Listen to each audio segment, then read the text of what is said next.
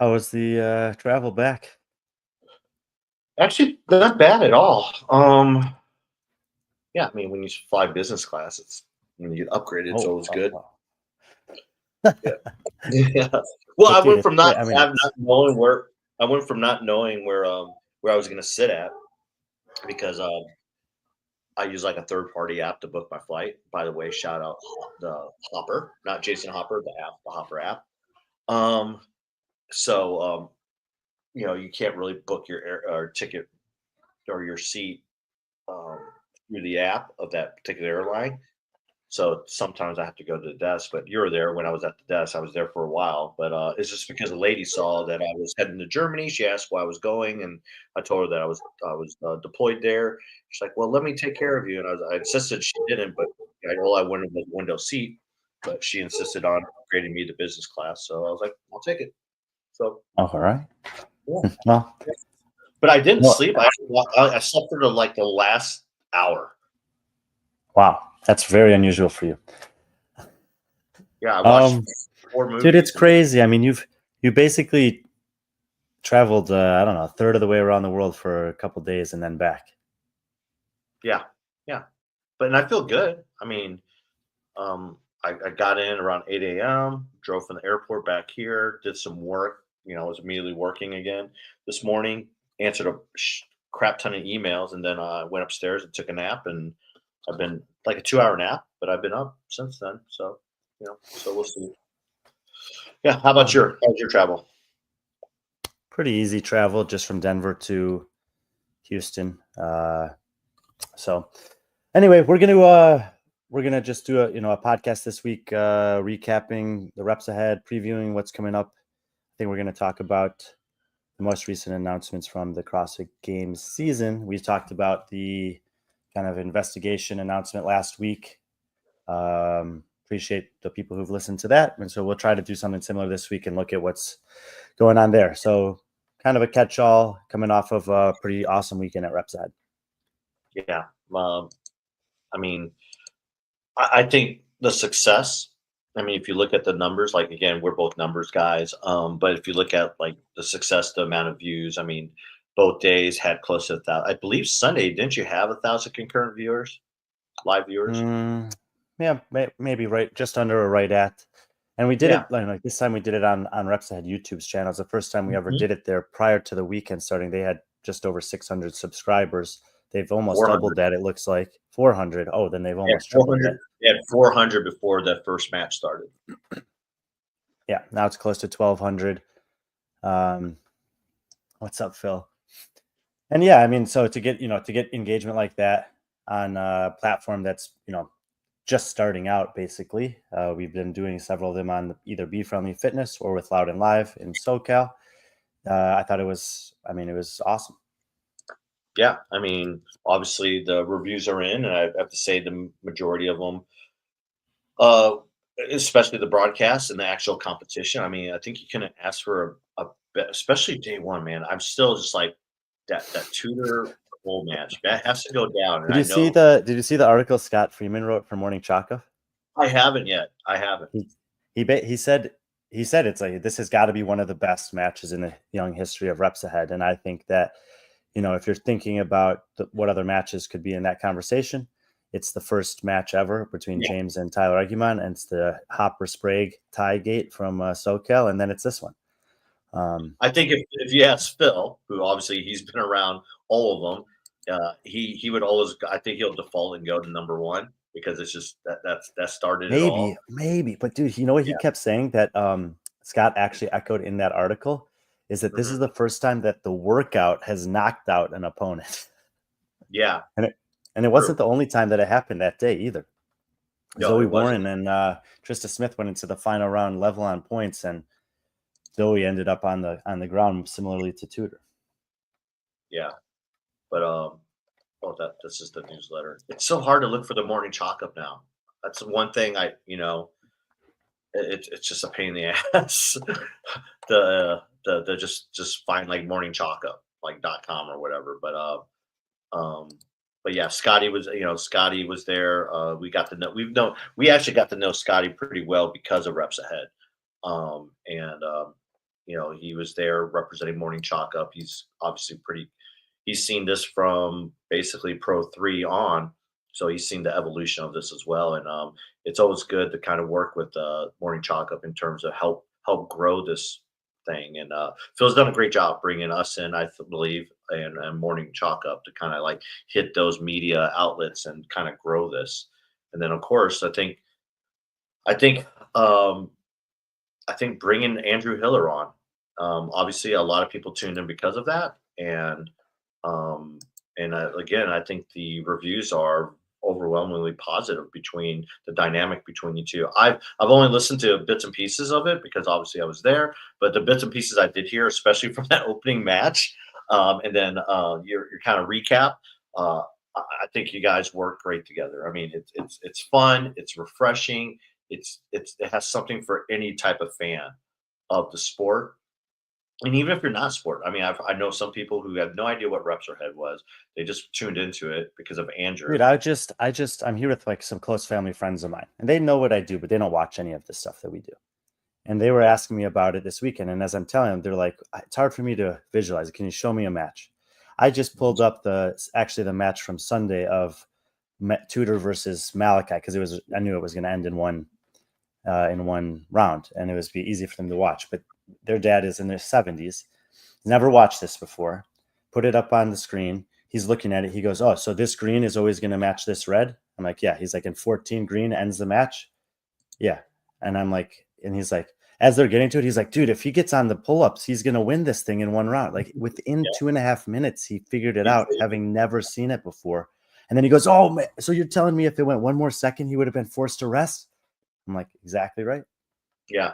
I was in the car when you asked your dad. I mean, because your dad, he's a novice CrossFit person. Like he goes to a lot of events with I think he knows like the bottom line of what it is, but reps ahead is something totally new. But you asked him to ask his wife to watch it, who doesn't follow the sport whatsoever. So I thought that was really cool. And yeah, I mean, it's just that first event. Like I said, I'm lucky I get to call it. You guys are calling it action there, for the thousands of fans listening. I'm calling it there for the hundreds that are there. So I'm kind of doing my own play-by-play and commentary at the same time. But I found a couple times, and Phil would get on me about this, and rightfully so. It's like there's some dead air time there, and I'm like, oh my god, that match was just so fun to watch. And so what I started doing was just announcing it like I was a fan of the sport, and hopefully my excitement came out from that. And man, it's just Oh, yeah, I mean, yeah. like, Phil and I have been, Phil has been a fan of Andrew's from what I can tell for a while. And I said, I'm open to doing a broadcast with Andrew. And then we just kind of thought this might be a good time to do it. We invited him, and we didn't know how it would go. I was definitely expecting some negative criticism just because there's people that don't like me for me. There's people that don't like him for him. And some of the people that like him don't like me, and the other way around. But what was really cool is that I think people were able to watch it and didn't care about any of that. They were Yeah. just enjoying the product that was being put on by the athletes. And we, just did our thing. And hopefully we're, doing a good job of representing the work the athletes were doing in the ring in a way that was engaging. And it sounds like it was. And so I'm really grateful that we kind of took a chance and brought him in. Yeah, and I think what Andrew also brought is like a lot of people don't know is like we've talked about like a knockout bonus for a while. And Andrew was just joking around, on the screen. He's like, "Oh, I'm throwing a knockout bonus in there for like $20," and guess he owes Cole $20. But because he kind of said that, I can't remember. I think I actually put him on the spot for that. yeah. I Oh, was you like, did. Are you paying for it or something like that? He goes, yeah, $20. And but it was really cool because that brought Vindicate, who Vindicate is a very, very big supporter of Andrew, and Vindicate threw $400 of his own out there. I know that doesn't seem like it, but it's something. It's a step in the we right might have direction. maybe we baited him because there weren't 4 knockouts on round one in day one because the sequence was a little bit harder to get a knockout in. Yeah, yeah, a little bit. But the thing is, I mean, I hopefully Vindicate gets, like I said, we had some fans that probably don't tune in to maybe, Andrew's channel or, Sevon's or whoever Vindicate's typically on. So who knows? Maybe that drew some traffic to Vindicate, and that's what we're hoping for. It's like finding other sponsors that maybe we can introduce and drive traffic to, and maybe increase the prize purse a little bit more, or maybe increase increase a knockout bonus. What I would love is like a performance of the night. Like if you had to put like a performance of the tournament where you pay both guys, who would it go to? But what do you mean both guys? A match? Like match, yeah, match of the night. Oh, match of the night. Yeah, it'd be Yeah, Tudor and Cole. Yeah, Tudor and but Cole on that'd be night a one. great- I would probably pick Ariel and Trista on night two. Yeah, but I mean, like UFC does that where they do knockout bonuses, but they also do a performance or a performance of the night. It usually goes to both people because a performance is both people. A knockout's a singular thing. So I mean, there's ways for opportunities to do that. Even put it in the hands of fans where the fans have a vote in that, what the performance of the night is and stuff like that. So yeah, overall, I know just like for us, this is something we haven't done at this scale at all. And there are obviously there's some bugs that need to be figured out. But I thought Chad and Rodri just did an amazing job of trying to work through those and try to put on the best podcast as possible. Obviously I look at the comments, Andrew looks at the comments, and there were a lot of audio was a big thing, but audio is true in a lot of things, a lot of sports. It happens all the time. And this is the first time we're doing it to scale. And it's like, hey, just bear with us all. We try to, we have ideas. We want to put a live, Well, we got we got positive feedback on the audio to the extent of the headsets and the mixer that we were using. We upgraded the equipment in that regard, and we're planning on doing that again at the next one, so that the guest that comes on has similar quality there, and there's not that inconsistency. So yeah, we don't take those things personally. We're happy to hear that feedback, and we are aware of it and trying to improve every time. Yeah, I mean, I know Andrew left town pretty quick, but it seemed like the general consensus that he loved it. He loved getting the opportunity, and I think hopefully I know Phil would love to have him back, and I think he kind of expressed the same. So, that'd be cool. It'd be really cool because, like I said, that's a dynamic we haven't seen in the sport yet. Usually, it's a color commentator followed by, a play-by-play followed by a color commentator. Andrew brings obviously a lot of color commentary to it. And I don't know. I mean, was there something that stuck out to you that could be an easy fix and that you wish you could change or disregard this? Disregard this too. Sorry, my tabs are all messed up. I don't know.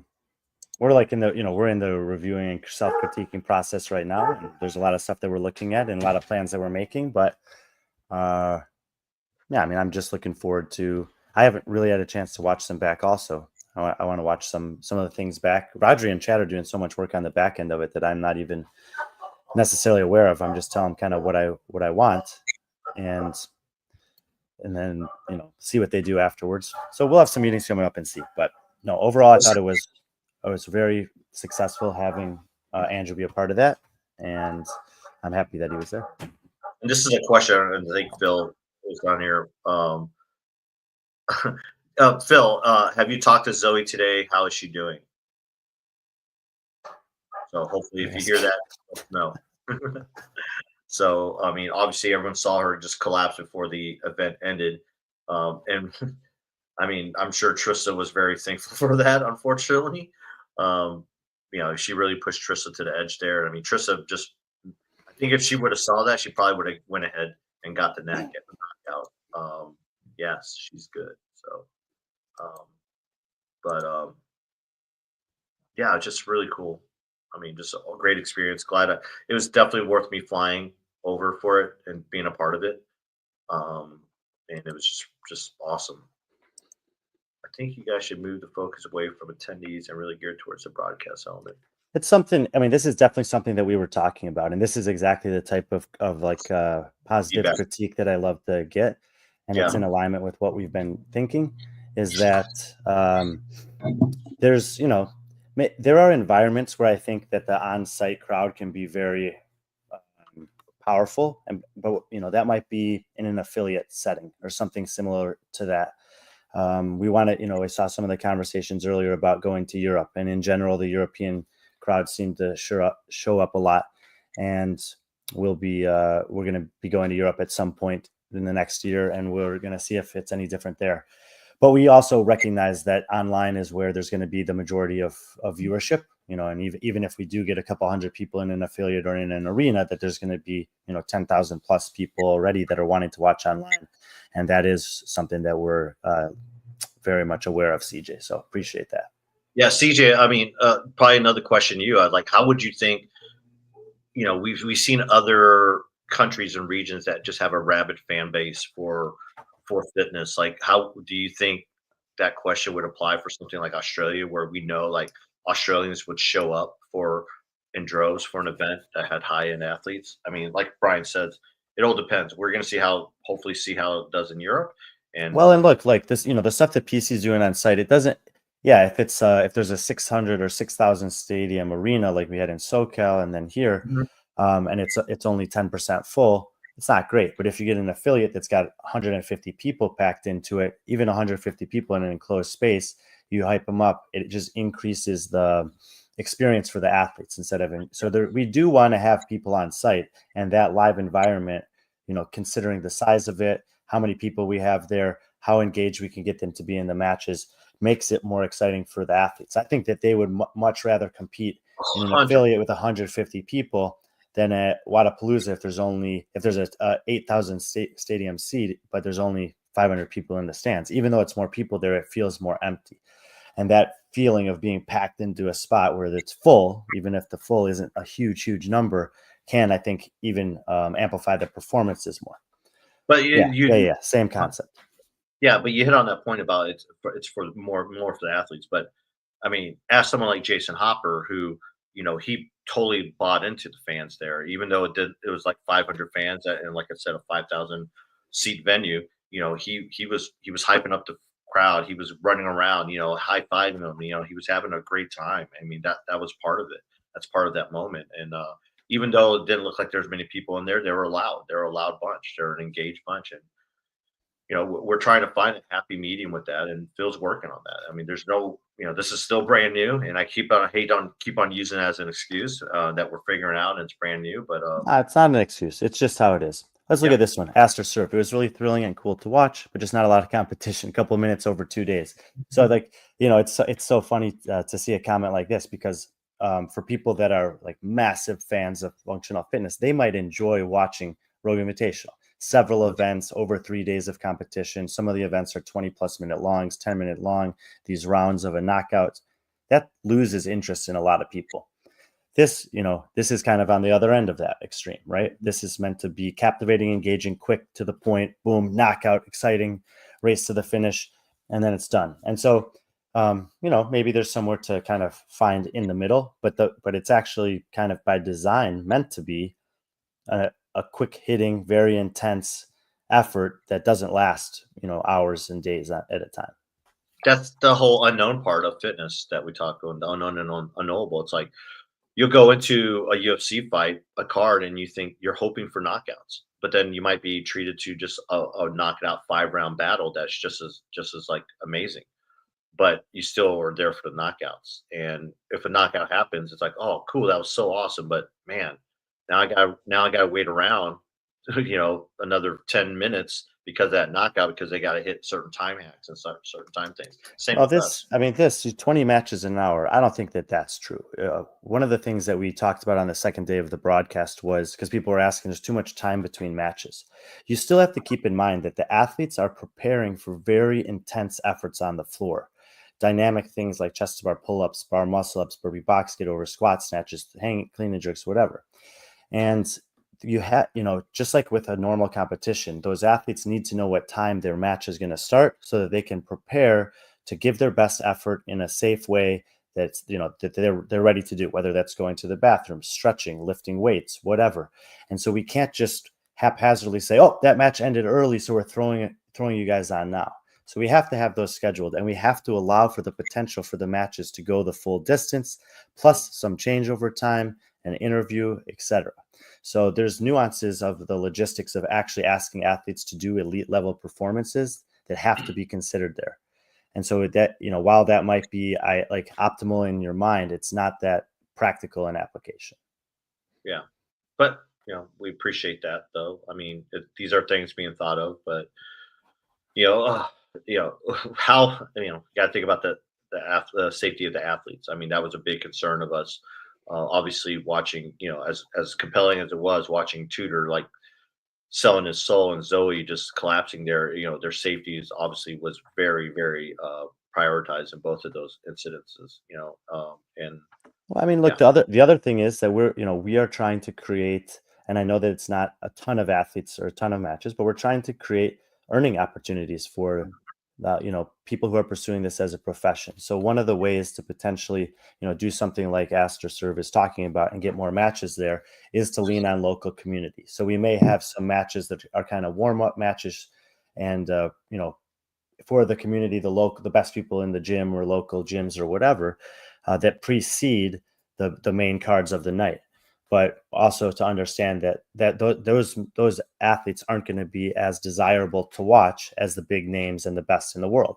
So would we really broadcast all those? What would the engagement be? Would there just be people who are saying, can we just get to this all stars already? That type of thing. So we're thinking about all of it. And we do think that like leaning into some communities and giving the communities athletes a chance to experience reps ahead for themselves is a very powerful thing that we want to try. But we can't be throwing $5,000 down on 10 matches. Yeah. But well, no, thanks for the suggestion. Six it is. No, we're having the same conversations. So we love it. Yeah, so we're just glad that you guys love it and you guys are engaged, and it's showing. Like I said, it's showing in the broadcast numbers. It's showing. Yeah, it's just overall the comments, everything. So we're taking everything you guys say. Phil is definitely taking everything. Probably every single comment. He wants to please every person that makes a comment, and which I think we all want to do. But at the end of the day, it's just like what's best for the athlete and reps ahead going forward. And hopefully, whatever we decide on or whatever Phil decides on, it'll be the best version of it and something that'll make you happy and enjoyable. So it's only going to get better, and yeah, I think we're at a good start. You weren't just there for the reps ahead. You're also there for another event that you're streaming live. Oh, that's not it. Yeah, I mean, obviously, it wasn't going to get the same level of attention because it didn't have the same caliber of athletes. But the MBS Turkey Challenge was happening there. I think it's been happening for like 14 years, maybe different names, different owners. But you and I were talking about this before this happened, and then after the fact as well. Although the athlete lineups in the pro division wasn't like full of games athletes or semifinal athletes, there was a $5,000 first place prize, and a $5,000 first place prize for a 2-day competition is actually better than the payout for semifinals was 2 years ago. Yeah, and especially for 2 days. I mean, they paid out 10,000 to the championships for was it 3 days? Oh no, it was 2 days, right? This past year semifinals. I don't know. Yeah, that's up to 10,000 now. But Yeah, a couple years ago, you could and go through the entire Open and quarterfinals and win a North America or European semifinal and earn $5,000. I consider that to be one of the 4 to 6 hardest competitions to win during those seasons. And all you got was $5,000 plus a chance to go to the games for it. And now you have this competition here that's popping up over there with $5,000, $3,000, $1,000 payout. For the athletes that are in the field, that's a pretty good payday. And while we had, Drake Lewis there, as Lynn is mentioning, who's, been competing in the off season a bit. On the women's side, Maddie Fouts won the competition, and it was her second ever CrossFit individual competition. First being Summit Games. She won some money on the podium there, and then she picks up $5,000 here at the Turkey Challenge. And like, that's a better payday than, 2 years ago than the bottom half of the games field was getting. yeah. So it's even, it's one of those things like we know that the prize money sometimes is driving, and sometimes the prize money is kind of hidden in these competitions that a lot of people aren't aware of. Yeah, I mean, you bring it up like 2 years ago. She made, who was it? Pick a semifinal. Who won Granite Games 2 years ago? I mean, I don't know. Oh, she made just as much as Ariel Lowen did when Ariel won the Granite Games to go to the games. So uh, and this is her second ever competition. And she did great. This is a few, and that's one reason why we coded events like this, because especially when there's a pro and elite division that we're doing, is like this is an opportunity for us to gather data to kind of see some of these up and coming stars that we've been able to kind of pick up on. It used to be that you would just see these, you know, the regionals, or you go to Wodapalooza and look at the RX division, but a lot of these competitions, they're kind of coming up. Crash Crucible is a good example of that. When Crash was, Jason Hopper was, Taylor Self was there when they were competing at that competition. So who knows? Who knows from maybe a year from now, 2 years from now, Maddie Fouts is that one of those new athletes, um, It was cool to as talk to her because she was at Summit. she was at Summit Games. She took second there to Rachel Noel, and I spoke to her here, and she's like, this is only my second competition.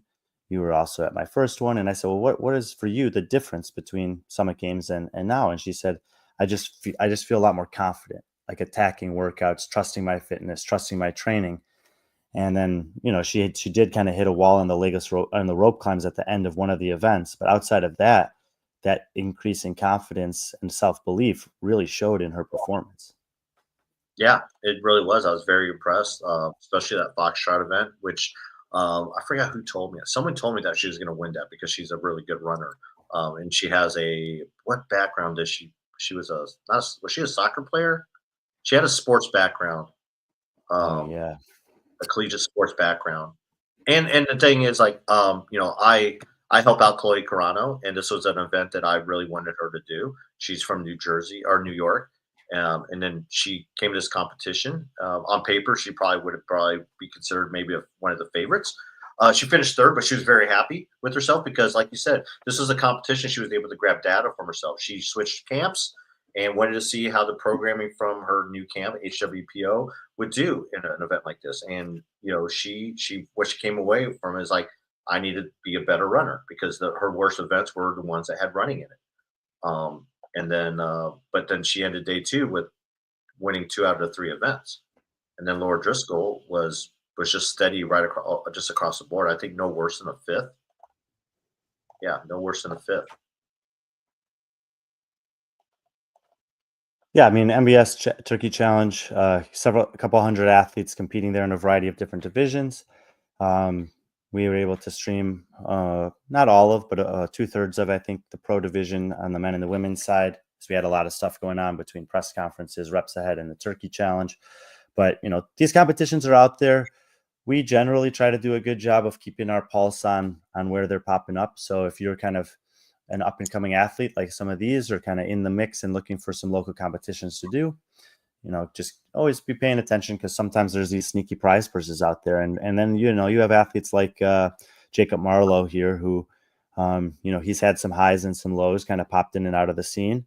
And he's probably doing a similar thing, just going to get this competition, try to earn a little money, and also just a little check-in to see where he's at on the way to bigger pursuits.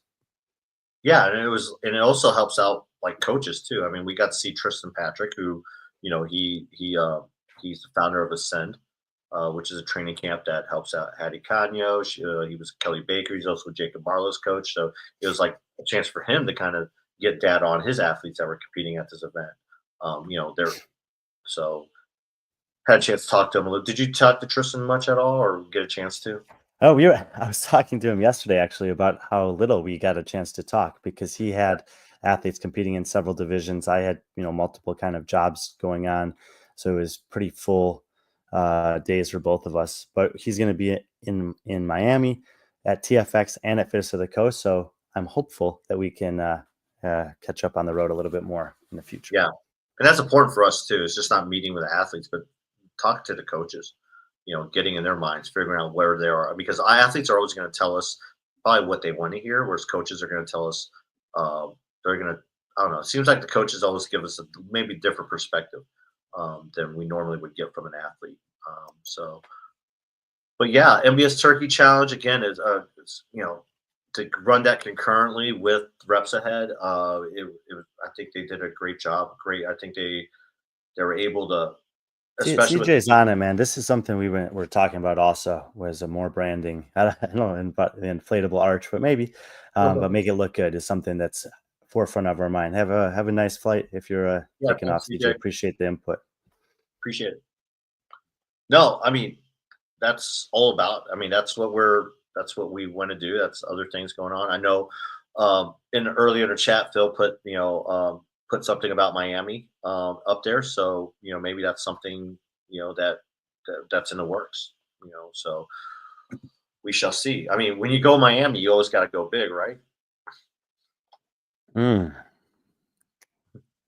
Something like that. Yeah, something like that. Speaking of Miami, speaking of TYR Wodapalooza Miami, a lot of people don't know this, but we've been kind of covering it a lot. Is basically that everyone knows about the TYR Wodapalooza, the divisions, the team division, but something they started last year. I believe was it last year they started it. The LATAM Cup, the LATAM Cup. Sorry. And I mean, I kind of knew they were doing it, and then when I got brought on to the broadcast team last year, Lauren Cleo and I were doing the commentary for that, and so got to learn a little bit more about it. Got to learn about some of those athletes. The winner on the women's side actually was a brand new athlete to learn about, Mariana Meza, and as I think it got kind of drowned out by the excitement leading up to the TYR Cup over the summer, but they announced that they were going to have 10, which is now, I believe, 11 qualifiers, each coming from a unique Latin American country that would, feed into the LATAM Cup this year. One of those happened this past weekend in Argentina, and the two winners there, if these athletes, if Alexia Williams and Agustin Riquelme sign up for the LATAM Cup in Miami, they'll be amongst the favorites. Maybe. But they would be amongst the favorites for sure. There's some other good athletes that have won some of those competitions. Did you get that spreadsheet I sent you? I did. I haven't. You said it's. You always send it to the wrong email for broadcast. He's probably But anyways, I can try to pull it up if I can.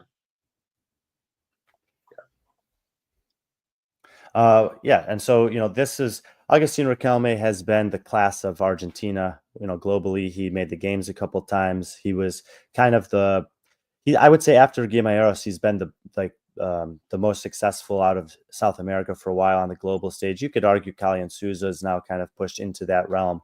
But Agustin, it's great to see him back kind of on top of the competition in his own country. And Alexia Williams, if you haven't been following her, I mean, she just posted something this morning, I think, where she was, I can't remember the exact time frame, but maybe a year ago, was having a serious surgery and was barely struggling to feed herself soft food in the hospital. And then boom, here she is winning a competition in Argentina, and the work to get back on top, just let alone to compete and then to win a competition like this. I think it was a pretty important and emotional weekend for her. So congratulations to both of them. Hold on a second. I'll pull it up right now. Sorry.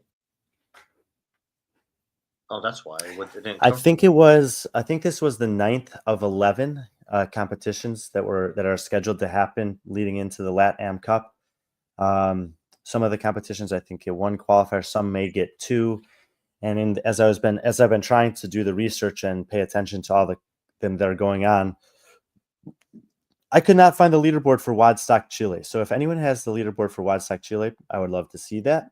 I did reach out to them today, so maybe we'll get it. But for Fitland, that happened back in August. Estepano, these are the winners. Now, the winners are the ones I believe get invited. But if they don't accept it, I'm not sure if they go backfills and how far down they go. But there's some pretty good names on here. Esteban Ospina and Maria Camila Quintero won in Fitland. Blackland Challenge in Mexico, Isaiah Vidal and Mariana Meza. So there she is. Calpa, the Ultimate Championships from Ecuador. Lesser known names here. I've seen Isabel Davis's name before. Guillermo Torres is a new one for me. The one in Guatemala, the Greatness Fit Fest, actually announced 2 qualifiers on their Instagram to the LATAM Cup in Miami. Roldan Goldbaum, Joao Borba, Lucia Piedra, and Mariangela Vargas. TCB Brazil, the biggest competition in Brazil for the most part. Enrique Moreira and Emily Andrade. Beetle Extravaganza. Now, Tola Morakino won that event, and Mariana Meza won it, and Elena got second. Mariana would have presumably already get a qualifier. So I don't know if Tola and Elena would accept these invitations or if they have other plans for that weekend. So it might go down the line. WODFest Costa Rica, Ricardo Garcia and Marisol Umana. Argentina Throwdown we just went over, and then there's a Fit Games in Venezuela and the Golden Coast, in Uruguay that are still set to happen in December. So this is cool. I mean, I'm hopeful that this picks up a little bit of momentum because I really like the concept of having this is, like I said, 11 different countries, and to have like the winner of each of those countries push through to a big stage like Wodapalooza and get a chance to compete there. I mean, last year they got a full scale broadcast just like the Elite Division did. So I think it's an awesome initiative that Loud and Live and TYR Wodapalooza have put on. And I'm hopeful that a lot of these athletes end up in Miami competing, because if this group of athletes competes there, that's going to be a really fun and competitive division. Well, you mentioned they had a full broadcast. What also they have is they have a prize purse, unlike the RX division.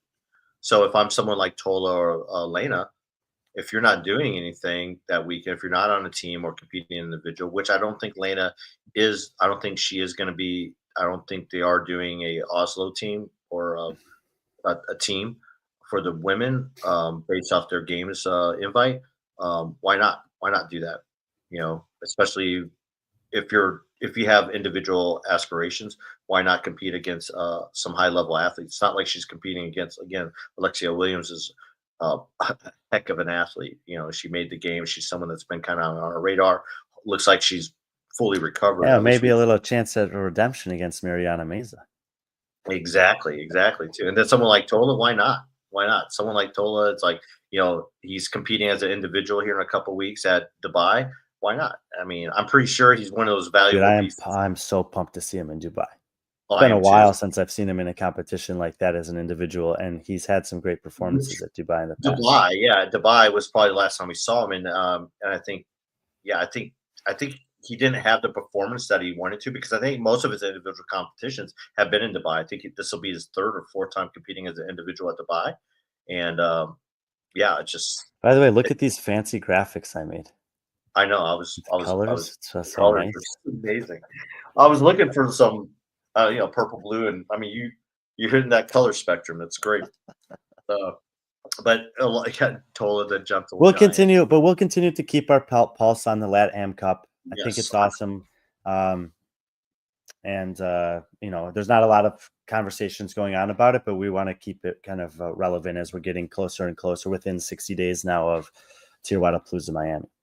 Speaking of tier, look at the transactions are just hitting. Speaking of TYR Miami, Wodapalooza, if you notice, they've been putting out a lot of stuff lately. They're introducing a lot of teams. The boys are coming back, and we'll talk about Chandler later here. But it looks like we just talk about it now. I mean, he put out a post and said that it's not the end of the road. It's turning a corner or something. I'm paraphrasing that. And here he is signing up to do a team competition with the guys in Miami. What was it? Not stopping, just turning. Okay, I was close. So not entirely sure what that means, but the fact that he's still training, still fit, he still loves this stuff. He's still going to have fun in Miami with his friends. And by the way, they're almost always competitive to win and podium when they show up to compete in Miami. So, excited for what he's going to do. He's one of the most charismatic athletes in the sport, and he and Jesse are really fun to follow and interact with. So whatever is in the future for Chandler, looking forward to it. But in the meantime, it's nice that we're going to see him in Miami too. Yeah. I mean, Chandler's going to be one of those guys who's always going to be part of the fitness space. Fitness is such a huge part of his life, whether it was in the military or whether when he was wrestling, it still is. And he's always trying to challenge himself with new things. And, I think him and Joshua Alchama, they're kind of looking to become more hybrid athletes with maybe they have some high rocks plans. Who knows? You might see them as a pro pair out there. I mean, if that's a pro pair, can you imagine like those events like the sled push, the wall balls, like how much they're going to dominate? And even the machines, they just have to shore up that running a little bit. But the best way to shore up running is running. So who knows? Joshua is not a bad runner. Neither is Chandler. I mean, again, he's been in the military. That guy knows how to run 2 miles at least, because that's what we're timed at. And I'm pretty sure he can run 2 miles in under 12 minutes. So that's like a 6-minute pace. Yeah. And the guys, I mean, I love this picture, by the way. Do you know where this picture's from? This particular picture, like what event is this? This looks like a regional. It is a regional. And Is when it you his think first of one? yeah. Yep. 2016. Yep. I just think it's really cool. I mean, it's a really cool post. It's very introspective of like his stages, his time at the games, you know, or as a games athlete, his struggles. Yeah, you know, that's the cool thing about Chandler is like he's not going away. He's just turning a chapter. We got to see him at Rogue. I can definitely see him participating in future Rogues. You know, he's obviously a Rogue type athlete. Jessie has had a really awesome off season. She's got 2 runner-ups as individual competitions. And just as someone who doesn't like really competing as individual, she only did individual prior to her becoming a team athlete because she couldn't find teams. But I think if I'm a team, if I'm a team looking for an She did athlete. compete in outfit. This is interesting, Krithika. Also, a few other athletes have put similar captions up. Jay Crouch, Bailey Martin. We'll forgive the spelling. Appreciate the info. I do remember seeing something from Bailey that was similar. I don't remember seeing that from Jay yet. But we're going to kind of talk about the CrossFit Games season announcements here in a little bit, and maybe it'll touch on some of those things. The other team that they recently announced on the women's side was also a very exciting team, Broadway Girls. Yep. For you Morgan Wallen fans out there. Is that what that is? Yeah, he has a song called Broadway Girls. I thought it's based off Broadway Street in Nashville. So gotcha. You know, straight over my head. So apologies. But yeah, Brooke Wells, Sydney Wells, Haley Adams, amazing team. They were, you know, posting some pictures in Europe over the past couple of weeks. So, and this is how a lot of the teams for Wodapalooza happen, is sort of organically. They'll end up at other competitions. They have some conversations and boom, team pops up. So love to see that. Ricky Garrard, he said he basically painting the target on his own back with this post. Yeah. Oh no, that was his post. This is their post, but he put a post about it too. His announcement post, yeah. But yeah, I mean, look, he definitely wants to make up for Rogue. You know, what I just like is like they're rolling out the names, you know, and you're always going to get a couple big names in light of what some of these posts that people are making, and some of the obviously ongoing conversations about game season. And what happened last year at the games with some athletes choosing not to participate. This is a big earning potential. It's a big stage. It's a good opportunity for competition. And I would not be surprised if we see a pretty stout lineup this year in Miami. I wouldn't doubt it at all, especially with it transitioning to Miami Beach. So actually on the beach, the iconic Miami Beach, right there. I think it's called South Beach. Miami Beach. Well, I mean, no, South Beach is a part of Miami Beach. The Miami Beach is the whole inlet that it's on. And then South Beach is, So I don't think it's going to actually be on South Beach because one, I just don't think they can just kick people off of South Beach. You probably see either more south or north of South Beach. I don't know how much south you can get. South of South Beach, but maybe more northern, where most of the condos and hotels are at. That's probably what I envision, but who knows? I mean, what we know about Loud and Live, what we know about TYR, when they do things, they don't skip out. They do it all. No, and I mean Bayfront Park was amazing, iconic, and an incredible host for a long time to that. But for the last few years, people have been asking, have we outgrown this? I've heard that conversation come up many times, and Nadine saying, so glad they finally got a new venue from a spectator's perspective. Also, the fact that they had a chance to kind of test out the true beach location in Huntington Beach with SoCal. I'm excited for what this is going to look like. I'm excited for maybe fans who, this is arguable. For fans who have maybe had enough of that Bayfront Park area for whatever reason, that they may be returning to Wodapalooza now in the new venue with a renewed excitement. So I wouldn't be surprised if we see some people, we might not even know that this is happening, who used to go every year that have not gone the last couple of years, either to compete or as fans, that are going to be coming this year because they want to see the new venue and the improved, whether it's from an athlete perspective or spectator, the improvements that undoubtedly Tier and Loud and Live will make. Yeah. But yeah, there are tickets are on sale. They roll it out in kind of like phases. The longer you wait, the more expensive your tickets are going to be, especially for the weekend passes. So, and I know there's very limited amount of the VIP packages, which I mean, if you can afford it, I would say go with the VIP package. And I'm talking just because you have your own dedicated area where they have food and drinks that you can just go. Believe me, I've done VIP package a couple times, and I've always eaten and drank my money's worth. And it's just good to have plus a good place to kind of sit down, cool off, just relax. And they usually do something where they give you like some type of apparel or something to commemorate you being there. So, take a look at the VIP packages. Take a look at all the packages. But and I have a feeling they're going to be selling out soon, especially the packages, the weekend packages. And yeah, take a look at those. Make sure what better place to go in January while we're in a cold snap than Miami Beach, right?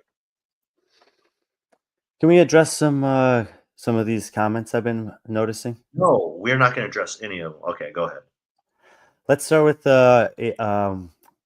first. Let's start with critical. Why do these competitions have to overlap? Hard to watch all of them. This is just because we're gonna talk a little bit about some of the stuff coming up, which is going to be Asia Championships, Fit Fest in Dubai. Right now, it's just a free for all. There's no organizing body for functional fitness or CrossFit that's like spanning the entire globe. And when you are a person who's planning to put on a competitive fitness event, there's a lot of variables that have to factor in. And one of the critical variables is when can I get a venue that's going to meet my needs? And the dates for those venues are not always super flexible. So even if there was a scenario where you knew 12 months ahead of time when every other event that was going to be competitive with you is going to be scheduled, you still might not be able to get a venue in a reasonable location or the location that you want that doesn't overlap with those. The cool thing, and I hope that the thing that we've been communicating through our travels and our live streams and our broadcasts is that these huge communities of people from the community level all the way up to the most competitive athletes in their region or country exist all over the place. And there's, obviously different markets for watching that. The contrary to that conversation is the Dubai Fit Fest sort of conundrum, because there are also, while there's massive community opportunities and like high level local or regional athlete opportunities everywhere, those overlapping is not an issue. Like the fact that MBS Turkey Challenge and Argentina Throwdown happened this weekend, nobody's like, oh my God, I didn't know what to watch. People who are invested in one will watch one. The people invested in the other will watch another. And I'm sure there were some other competitions we're not even that aware of. Dubai and Fit Fest being on the same weekend for the second year in a row is, now you're talking about high level athletes, meaning top 100 athletes in the world. Obviously, some of them are much higher up on the rankings than that are participating in both of them. The difference between the two competitions is also notable.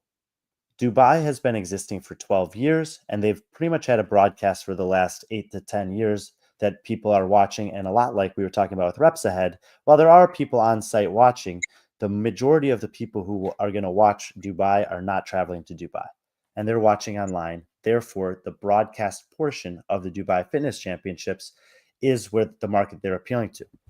FitFest, from everything that we know, is the total opposite of that.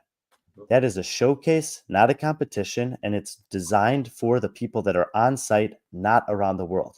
They didn't do a broadcast or live stream last year. They did. Spin tried to do one. It ended up not following up the other days. And we haven't seen any advertisement of the fact that they're going to do it this year. So the intention of those two things is different. That NEC center that they use in Birmingham, like that's a huge convention center. Like they're not just going to be able to use that any weekend they want. Saud in Dubai, he's going to pick those dates that he wants at the tennis stadium, and he's got to lock that in early too. And those two competitions are not talking to each other, and they don't need to. So for super fans that would love to watch both of those, it might look really frustrating on paper, but one of them doesn't even really want to attract an online audience from what we can tell. Yeah, FitFest is a in-person it's an in-person event. It's a fitness festival. It's kind of that it's trying to draw people into their gate to promote brands, fitness overall in the UK and that area in Europe in that case. I mean, they'll do some type of they've had the World Rowing Championships there in previous years. They've had like their version of High Rocks. They've had just a bunch of just activations throughout, and that's what they're trying to do is sell tickets, not sell broadcast rights or commercials or advertising. Um, I wanted to let's just hit on. We may talk about maybe we'll look at some of the Dubai announcements in a second. But before that, the Asia Championships are coming up this weekend. We had some conversations about potentially being there. I did see on their Instagram today that it seems like they did find a way to live stream this competition. of course, The YouTube link was not something you could click on in the announcement. It was like a copy paste thing that I didn't do, but it is here. And they said that there's a briefing that'll be broadcast. No broadcast on the 29th due to the outdoor event, but there is a broadcast, and it's listed for a big time window, 10 hours each day on the 30th and the 1st. I'm assuming that they'll have more details of that'll be able to focus in on the elite divisions if you want to. So if you're interested in what's going on in China this weekend, stay tuned on their social medias. Check out their YouTube link that they put there. There looks like there will be a way to watch it. yeah, and that's Max and Carrie. They know the organizers of this event. They are when it comes to stuff like that, especially trying to get media outside of China. They know how. They know who to talk to. They know the workarounds because obviously YouTube is not a thing in China itself. Um, um, so they're able to take care of these and what they go through a lot of trouble to do this stuff. What I imagine with that huge time frame is what I'm thinking is just a set. I don't know if they'll have a real like broadcast with an actual broadcast or anything. It might just be just a stream with a couple cameras. So, but it looks really cool. We're both kind of bummed we're not a part of it this year. We tried to make it work, unfortunately, it didn't. But it looks like they have some of the athletes they've announced is Jorge Fernandez, fresh off his impressive performance at Rogue. I think he finished 13th, I believe, same as he did in 2022. So he'll probably be amongst the favorites. And of course, Laura Horvath is competing on the women's side. So for her first appearance since the games or since Rogue. And then they have a team division. So CrossFit Marvel Black, which is very popular. They're the team out of Korea. It's good to see them getting some more live competition experience. And yeah, I know Ant Haynes is a part of it. He just did his first live competition after fixing his elbow. So everything looks impressive. Dubai has been continuing to announce a couple workouts. I think they've announced 3 workouts now, and they announced the most recent one, which was an imam. Last year, if you guys watched, they had an imam company workout that Brandon Luckett had programmed. And it was sort of like a conversation. Is this going to work? Can an imam format work in a high level CrossFit event? And it ended up being one of the coolest events of the weekend. He's rolling back another imam, and I've actually done this workout or a style of this workout with him in Norway in July. We did this workout. He was raving about it. There was some kind of tweaking and adjusting to get it to fit it within the schedule, but it's a unique format where there's, even for an imam, there's 15 minutes of imam, which ends up being 5 rounds of burpee box jump overs, dumbbell snatches, and rowing calories. And if you make it through those 15 minutes, then the next, what would have been the last 2 rounds of the imam actually becomes a 2 rounds for time sprint. I think this is going to be like one of those slow burn, fast finishes. Yeah. And probably a lot more painful than most people will make it look. I'm excited for this event. Yeah. I mean, when Brandon Luckett, he's become obviously his imam company has become like the professionals at imam, and the one he scheduled last year, where again we talked to Brandon about that workout and Saud as well, and it ended up being just one of the better workouts, and I can definitely see this one being one of those workouts as well from what we've seen so far. Branislav Lankovic posted up something about this on his Instagram, And he was like, I don't know. It was basically saying this sucks. This is Well, of course. how I knew it wasn't fit. 17 calories for 2 rounds Well, of it's food. Ron's. Well, I mean, I don't know. I guess Ron's an interesting guy when it comes to, yeah. I don't know if that's his type of workout. Hey, want to give a shout out to Keeping It Real. We got to hang out with him this weekend in Denver. He says, "I miss seeing you guys," while sipping his coffee in the lobby there. We got to spend some time with him. It was the most amount of time I ever got to spend with him, and it's always great to get to spend time with people who you only kind of know online, whether it's athletes, other media personalities, whomever in person. So give this guy a follow. He's been trying to help support the community, and he had a great time this weekend, just like we did. So good to see you, man. Yeah, the official media, like you put in a official media request, got granted, and he was there, and Right we there on the floor. had media seats for him right there. It was great, and yeah, it was really cool. And hearing his perspective, he got to. I think he's got a lot of cool content that he's going to be able to put out. Some funny stuff coming up too. So it was really cool to kind of sit there and talk to him for a while. Yeah. So thanks for showing up, Grant. Appreciate it. I mean, Dubai's continuing to announce all their athletes, and I would expect that some workouts will be dropping over the next couple of days. So, their Instagram account mostly goes dormant for like 6 months of the year, or maybe more. But when it gets time for the event, they start ramping it up. Obviously, there's not necessarily the Ricky Garards and Laura Horvaths of the world that are competing at this year, but I actually love that because there's still the same lucrative prize purse, and that means that there's almost guaranteed to be an athlete or athletes who will win $10,000 to $50,000 this weekend who've never cashed that much money at a live competition before. I've been preparing as much as I can for the athletes that we'll be doing the broadcast on, and I'm excited to be able to tell some stories and introduce you guys while they're working out to some of these athletes this year in Dubai.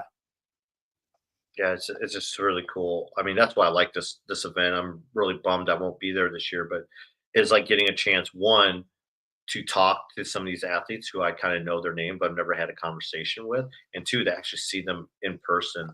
Um, yeah, it's just really cool.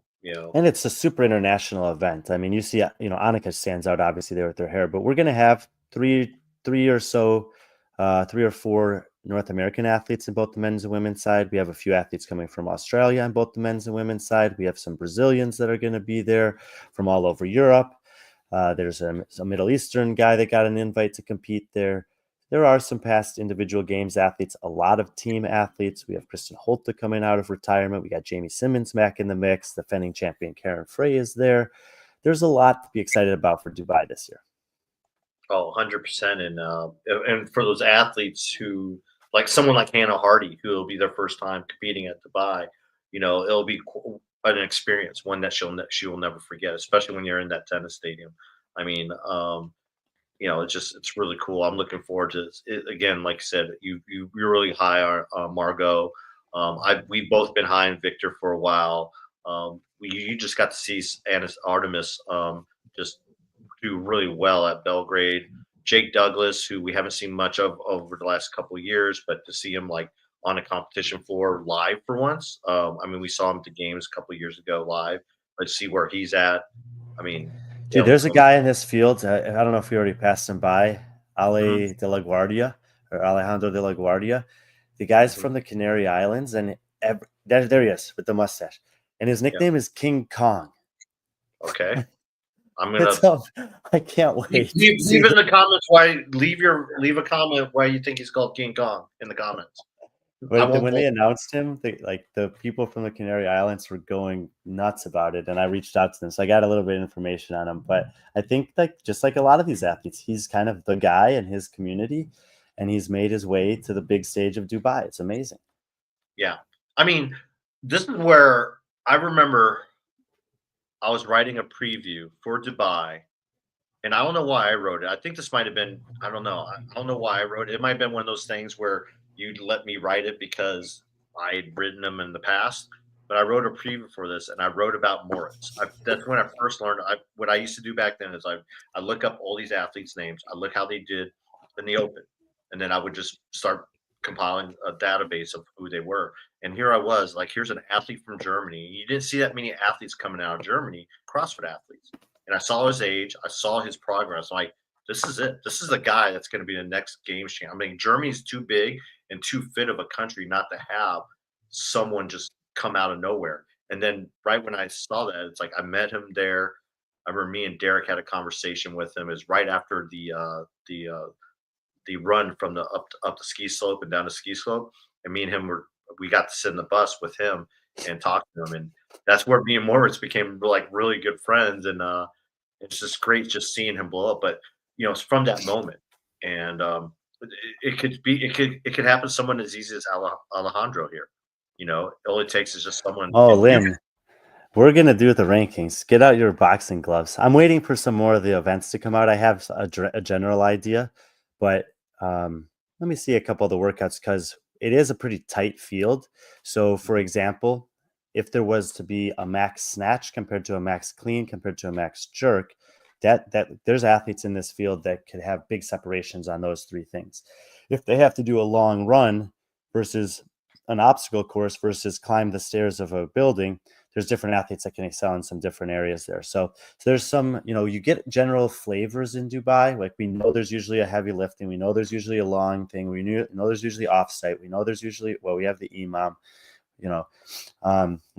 There's like specific skills that we often get, like ring muscle ups and handstand walking, and other skills that we rarely get, like handstand push-ups, for example, or bar muscle ups. So let's see how it shakes out. But it is going to be a fun field to try to project because it's I would say, with the exception of a small number of athletes, it's not really that obvious who's going to excel.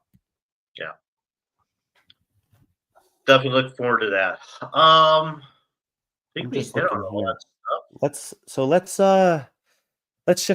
Let's shift to probably the final topic we're going to cover today, which is going to be the most recent announces from the CrossFit HQ. Last Wednesday they dropped the investigation stuff, and we were able to do a podcast on that.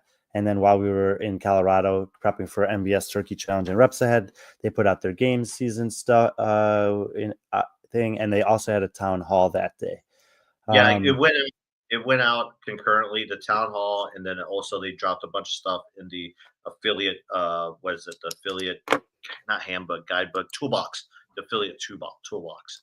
They dropped a bunch of stuff in there for affiliate owners as well. Just to address this, Nadine.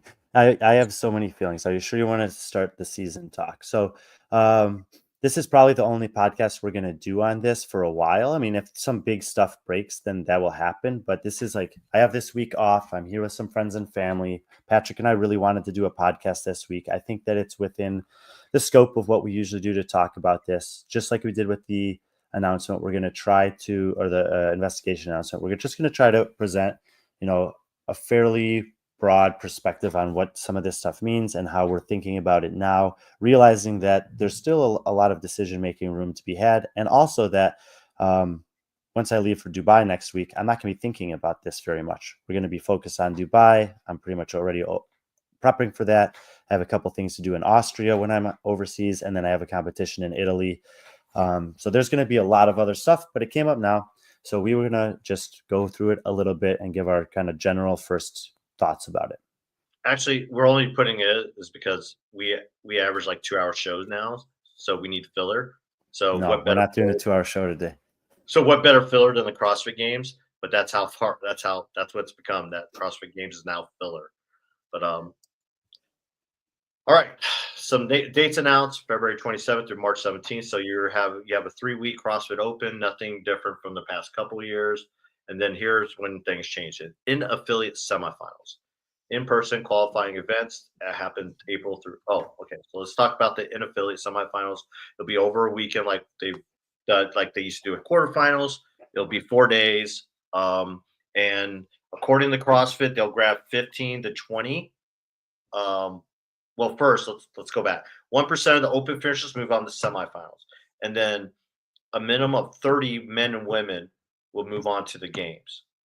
So a minimum. So it could be some people are saying they're only taking 30, but that's a minimum of 30. So it can actually be more. It might be 40. I guess it's all dependent on how many live qualifying events there are. Because what I they're think they're trying to calling them their in-person qualifying events, yes. and So they're in listed person. as a very general range of April to June. So what these in-person qualifying events are, think sanctionals. So these will be people that pay CrossFit to host it, to have the CrossFit name and to um, send people off into the CrossFit Games. And from what I read in the not the press release, but what I heard from town hall, one first and second place in most of the in-person qualifying events will get a games spot. They said most. I don't know if that means every single one, but again, it all dependent. If they have 5 of them, I can imagine them only taking 2, so that gives them 40, right? Or 30 or whatever. I'm not, But, I mean, look, I haven't invested a lot personally in trying to decipher all the nuances of this announcement. It's yeah, not it's not at the forefront of my mind right now. It's not the thing that I'm most concerned about. If we're talking about CrossFit in general, I'm still far more concerned about the troubling leadership decisions surrounding what happened at the games last year and their announcement with the investigation than the nuances of the season. That might shift. I haven't made up my mind specifically about what I want to do and how I want to interact with that. And I clipped that out of our last thing. That's something that I encourage everyone to ask themselves.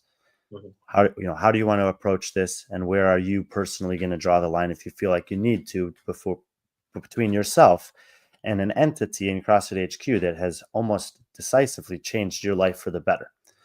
Um, Before we get to some of our thoughts about this, thanks to Patrick, I did watch what's it called? Constantly Varied Conversations with John Woolies, about correct. 9-minute long video talking about how these announcements very much are, although they are, what he says is it's a game season disguising financial decisions. And I'm not going to break down everything that he said, but I would encourage you to go listen to that. Take 9 minutes, because he's pretty good at kind of seeing things for what they are instead of what they appear to be, and also kind of projecting forward on what these things could be paving the way for. So absolutely suggest going and checking out Constantly Varied Conversations. It's a financial game changing one, has Dave Castro on the thumbnail, and it was really well done for a relatively short video by John.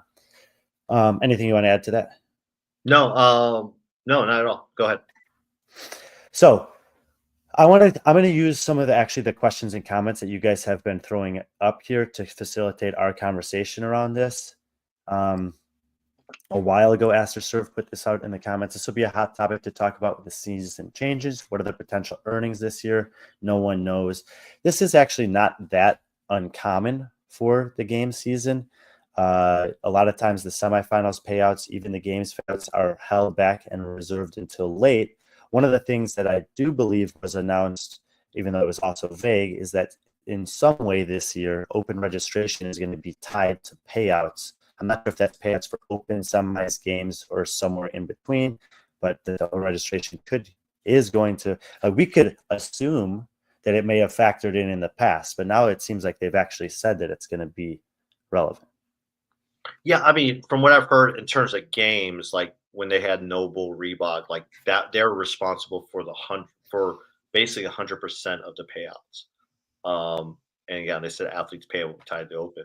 So what I don't know if this Although is it's like, some they pay out spots in the open over the last couple of years. So yeah, is that going towards the open payouts, or is it going to be, we're taking a percentage of our, let's say that we collect 5 million from the open, we're going to put 1 million of that towards the games payouts, as it's yeah, just a rough, crude example. yeah. It's really weird because CrossFit got rid of their title sponsorship. And what I always assume is if there's what I've seen in sports before, if you have a title sponsor for a stage or an event, it's usually that title sponsor that's usually paying for that particular, whatever, So, when you have an open announcement that's, presented to you by GoWatt or whatever, you would assume that GoWatt is paying the winners out from that, of that open announcement, and they contribute to the overall um, open prize purse. So I mean, this conversation about the money kind of facilitates this comment from Nadine, totally clear and easy to follow if this is your livelihood. And I mean, you can look, we see one comment that pops up when we have this open at Ski Maero saying, I miss the time when we used to get excited for this kind of post. But the general sentiment overall has been a long-standing one in CrossFit, which is that the lack of consistency year to year makes this sport hard to get behind. And I mean, we're really embedded into it. So we just deal with it. And with some of the conversations we even had this weekend, people were saying, you know, we're used to the fact that we're just going to find out kind of when we find out, and we have to roll with the punches and adapt. And there's a lot of people that have been okay with doing that. But when you look at, you know, and especially on the road, you know, there's a lot of people I talk to, and then you'll see they'll do a competition. They announce their next year's competition the next week.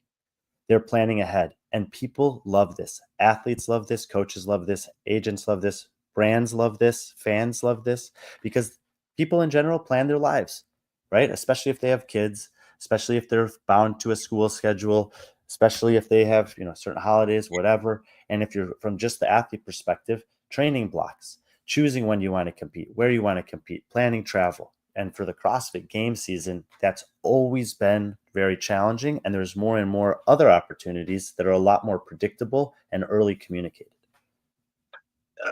Caroline brought this up, and it's just like, you know, this comment here. She brought it up in the Talking Elite Fitness interview, and it's something that people have been saying for a long. Name another sport where you don't know a year out where your championship event's at or what day it's at. Wait, what is this? Is this Caroline Lambre? Yeah. So she went on with Talking Elite Fitness? Yes. Yeah. She had a conversation with Tommy. Okay. But in her interview, she said, she's like, name another sport. I mean, she's like, athletes are sick and tired of it. So are fans. It's like every year, it's like what was the question when we're at Morning Chocolate, even when we're at Barbed, it was like, okay, I wonder when the rule book's coming out. You know, that was kind of the running joke, you know. What's going to change this year? You know, it's tiring. It makes everyone's job harder. And I mean, it's just not our job. It has to make the people that work at CrossFit's job harder. And if it isn't, then why aren't they putting it out? Why sit on that information? Especially even if it's something as simple as a date. I understand that maybe you're waiting on a venue, but you can still put out the date or location or something, or don't do 1-year contracts. When they had that 3-year contract at Madison, they still weren't announcing the games, like the next games. They should already have that in the contract. You know, I don't know how to do stuff. It's just stupid. It's ridiculous.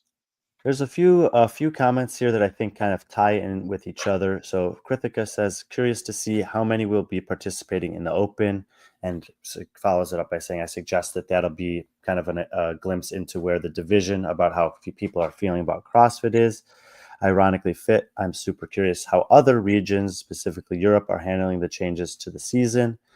And obviously that could dovetail in with that sort of division line, you know. And then there's this comment, I think the Opens go back to what it once was skill level wise. We can see people directly to semis with dumbbell snatches and burpees. I hope not. So all three of these are kind of open centric. And I put out just a really, really general post story poll last week that said, are you considering dissociating with CrossFit at all? There's just a yes or no. And that could mean anything. And I didn't imply that means the games, that means affiliates, that means whatever, talking about it, but it could have meant anything.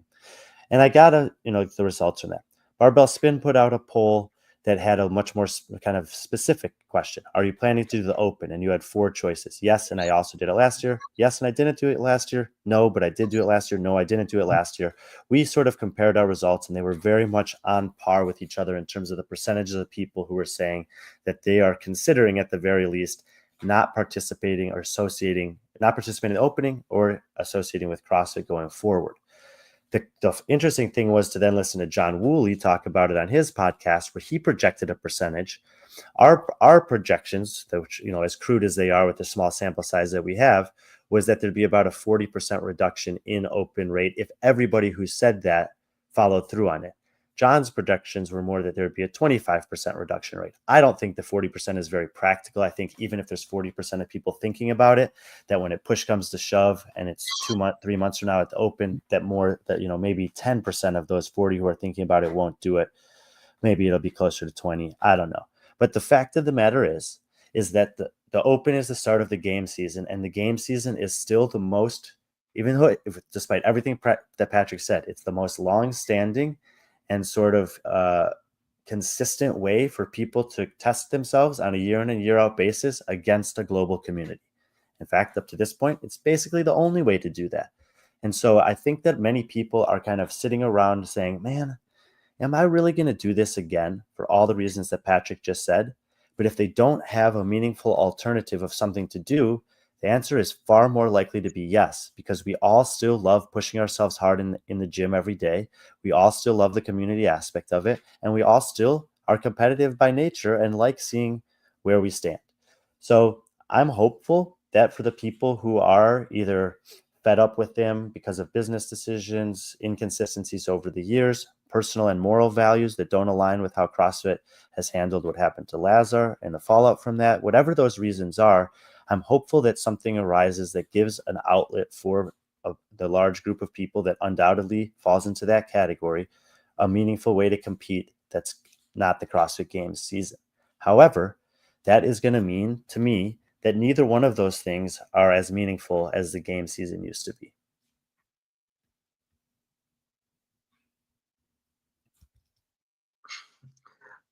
I mean, I don't know how I'm supposed to respond to that, but I mean,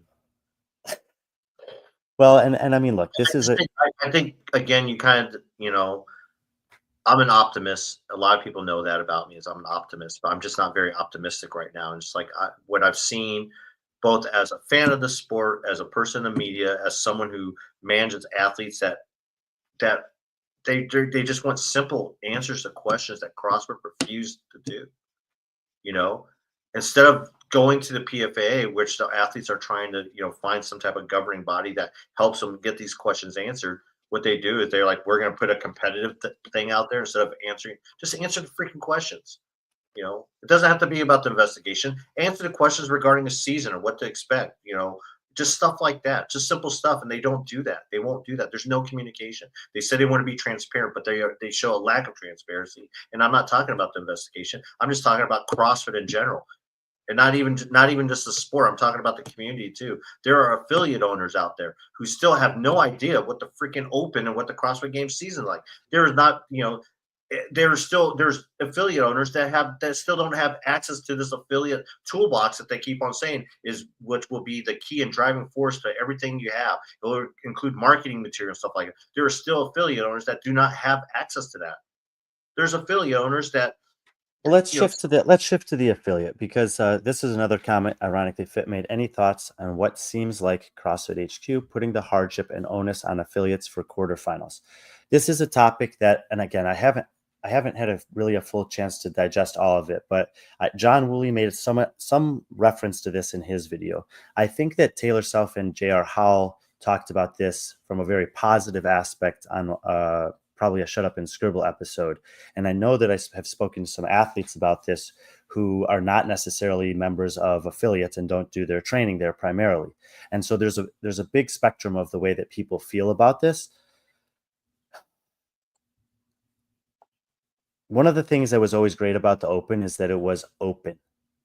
And one of the things that CrossFit used to lean into is that you could do it anywhere.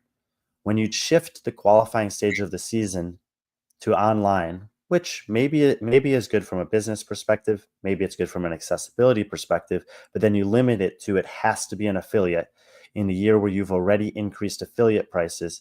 And I should say, and I think CrossFit must know this because they're the only ones who can actually see the real numbers, that there are affiliates, especially internationally, that are dropping like flies based on the increase in affiliate rates. It really starts to get into this thing. And look, we even talked about it with the Rogue Invitational qualifier when they program Echo Bike and 100/70-pound dumbbell snatches, that there's just parts of the world that don't have that equipment readily available to them. There are some countries that don't have CrossFit affiliates, or that have one CrossFit affiliate in the whole country, that have athletes that want to do competitive fitness. In your this decision, and this comment I want to bring up from Ironically Fit again, how are other regions? She references Europe, but I think it's actually more impactful in places like Eastern Europe, the Middle East, some countries in Asia, some countries in Africa, that, even in South America, there's not a ton of affiliates in countries like Argentina, but there's a ton of people that love competing in fitness. So these decisions to me are only kind of amplifying something that's been a growing concern of mine, that for a global company, they're not making decisions that seem to be representing the global community. That's because, again, I hate to be a cynic on this. That's because they're not private equity. So I could say it's like I mean, I don't have the answer to that, but it seems like private equity is the reason why. They're trying to squeeze every ounce they can from this amazing thing that was made by Greg Glassman. That the games was such a big part of help growing as a marketing tool. Critical comment here. SPM, our boy, 10 pounds super sticker. Thank you. Appreciate it. Hell yeah. Look, and there's other comments in here. I saw Kritika put a comment about a singular team being selected from every affiliate. There's a ton of different nuances to the game season that we could dive into, and maybe at some point in the future we will. But overall, I would say these decisions in general are pointing to two things. One thing that Patrick just talked about and John talks about, which is that the bottom line of the company that is CrossFit is definitely a driving factor for the decisions that are being made. And secondarily, and I think there's really no way around this, no matter which side of the fence that you fall on, these decisions are going to create a divide in our community. And the only question that remains is how big of a divide that's going to end up being. I don't know. I mean, you're already starting to see it. You're starting to see that divide. You're seeing it amongst athletes. You're seeing it in the comments. You're seeing it in. I mean, I haven't even looked at the comments from this CrossFit affiliates thing, but you look at the games. You look at the CrossFit Games post that you said that you had Gee comment on. If you go further down the list, I mean, Lena brings up a really good point about drug testing. And then, you see something from other athletes. I mean, there's just so many freaking holes in this. And so you have athletes, some of the top athletes in your sport, asking questions on an open, forum in the comments section. You can't, I mean, why should they ask those questions? And why are they being there and not? But look, and we could dwell on that forever. We understand that it's frustrating to a lot of people. On the flip side of the equation, Dubai, big earning opportunity. Wodapalooza, big earning opportunity. FitFest, paying athletes to show up there. Reps Ahead, throwing money on the table for athletes. WFP, a lot of World Fitness Project. We're not sure about the details of it. Rogue, still a huge earning opportunity for athletes. And even though it's smaller, don't discount all these small events like Belgrade Games, $7,000 and $10,000 first place prizes, MBS, $5,000 first place prize. There are earning potentials out there for athletes. And I think that there's going to be more and more interest in pursuing some of those.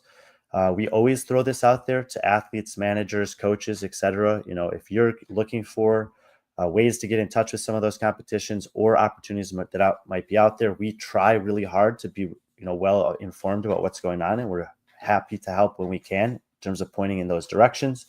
And at the same time, I'm curious what sponsors are going to do, because just in the same way that we know there's athletes and fans and media that are divided about whether they want to align with the CrossFit Games, it seems very logical that sponsors would be the same. And if I'm a sponsor that's like, hey man, I love supporting the athletes. I used to do it with the game season primarily. I have some budget for it next year, and I'm looking for other ways to do it. Start looking through some of the stuff that we've covered. Start looking at some of the competitions that are out there and reach out to them and see if there's ways to partner with them. Because if you supplement some of these smaller competitions with even $5,000 to $10,000 extra dollars of investment that can go towards payouts, and that starts happening more and more frequently around the world, that gives athletes meaningful ways to pursue a career in the sport. There's media that will cover those without having having to feel like they're forced to do the thing that's not something they want to do anymore.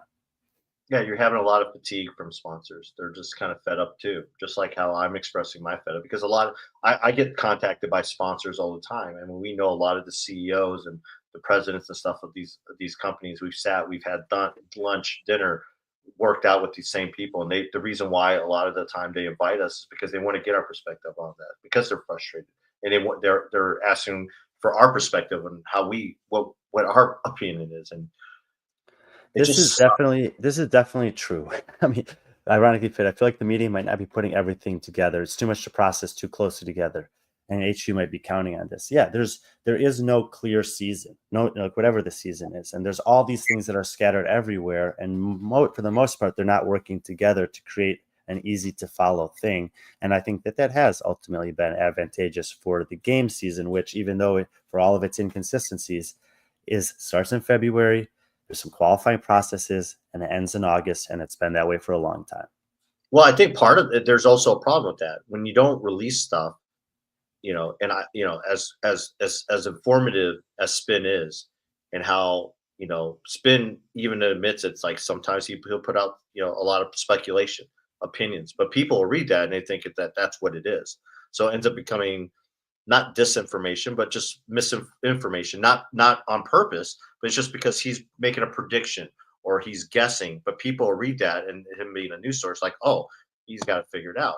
Just like the whole French throwdown. We don't know what the French throwdown is, but in his mind, he thought he had the season mapped out. It's going to be over 5 weeks, or the open season was, and it ends up being totally wrong to what CrossFit puts out.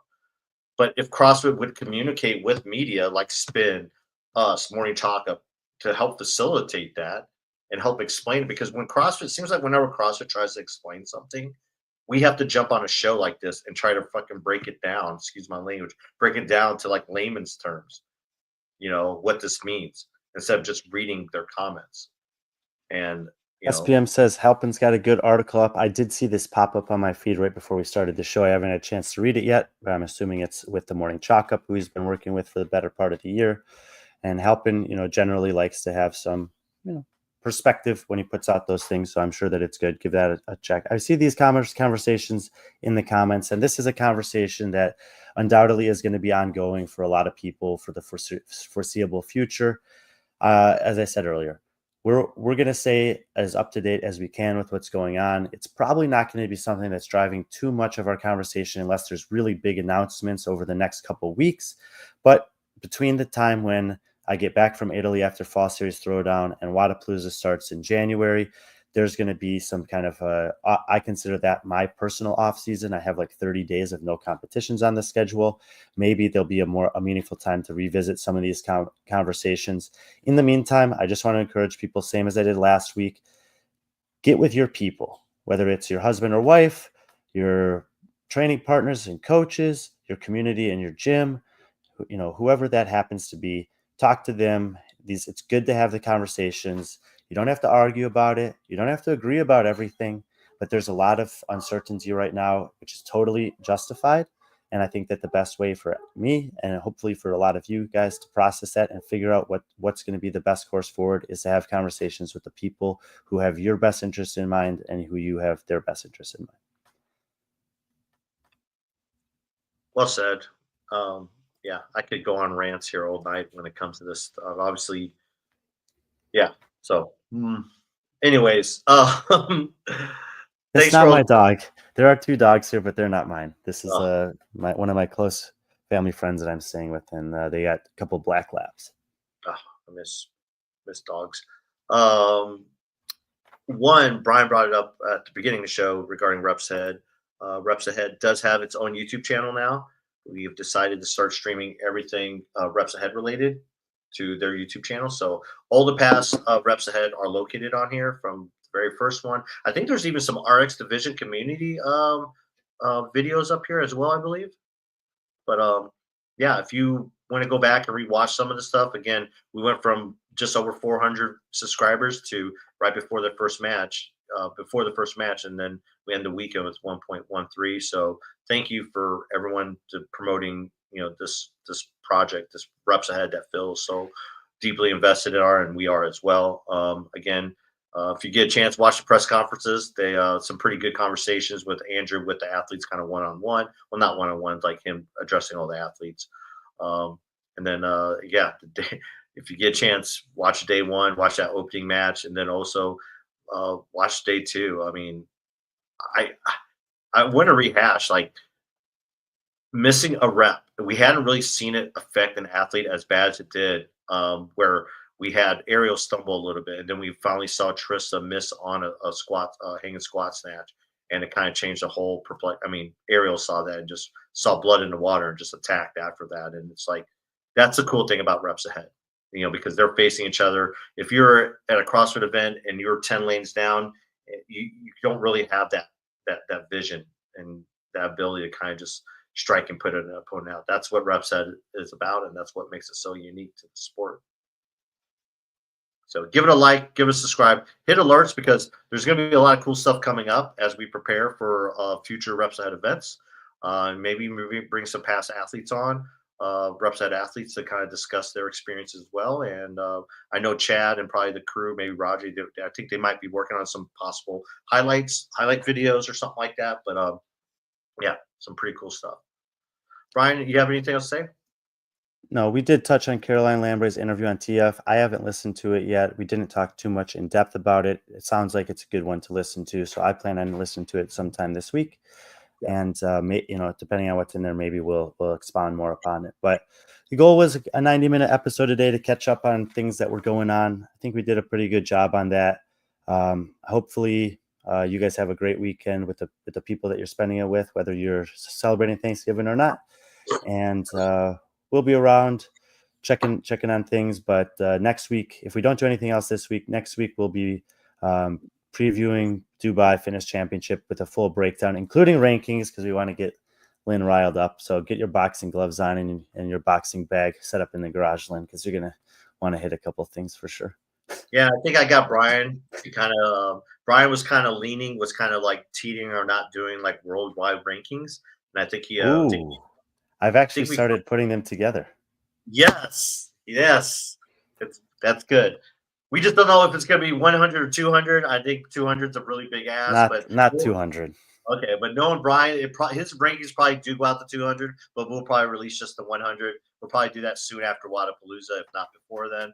I don't know, man. I think you can release before Wodapalooza, because I think we've seen enough on every athlete, especially the top athletes, that I think you can determine it. But that's your call. I mean, there's a couple athletes that it's like, I was just pulling like some of maybe the top 30 people or something to try to see. And even a guy like Austin Hatfield. I got one meaningful data point on him, and how meaningful is it really? Like, I don't know if he's competing at Wodapalooza or not, but I would love to see something more from him to make me like, is he 10? Is he 50? Where does he fall in the range there? It's probably in the middle of that, but is he 20, 30? I don't know. So there's a few athletes like that, but no, Austin's a really good example of that, but there are a few athletes like that. So we don't know if he's competing at Wodapalooza. Maybe if we got him in a reps ahead, it'd probably make things a little bit easier on you. Well, I would love to see Austin Hatfield interrupted. Yeah, that we need to do that episode. Probably we should do that. Maybe we should do like an episode on Reps Ahead channel, our dream team matchup, and then also have people in the comments live, kind of tuning in and giving us their comments. I think that'd be a cool thing for the Reps Ahead channel.